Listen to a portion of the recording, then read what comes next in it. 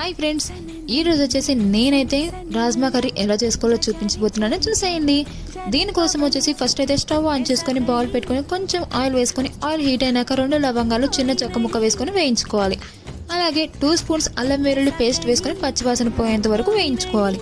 తర్వాత సన్నగా కట్ చేసుకుని ఆనియన్, టొమాటో, పచ్చిమిర్చి వేసుకొని ఒక 2 నిమిషాల పాటు మగ్గనివ్వాలి. ఇలా మగ్గిన తర్వాత చిటికెడు పసుపు, మన రుచికి సరిపడా ఉప్పు, కారం వేసుకొని ఒక 5 నిమిషాల పాటు మగ్గనివ్వాలి. తరువాత మనం ముందుగానే ఉడికించి పెట్టుకున్న రాజ్మా అనేది వాటర్తో సహా వేసుకొని ఒకసారి కలుపుకొని, అలాగే ఇంకొంచెం వాటర్ క్వాంటిటీ అనేది మనకి ఎంత కావాలో అంత వేసుకొని కొద్దిసేపు మరగనివ్వాలి. ఇలా మరిగిన తర్వాత కొంచెం గరం మసాలా వేసుకొని అలాగే గార్నిష్ కోసం కొత్తిమీర వేసుకుంటే రాజ్మా కర్రీ అనేది రెడీ అయిపోతుంది. అలాగే మీ ఇంట్లో ట్రై చేసేలా వచ్చింది నాకు కామెంట్లో చెప్పండి. వీడియో నచ్చితే లైక్, షేర్, సబ్స్క్రైబ్ చేసుకోండి. Thank you.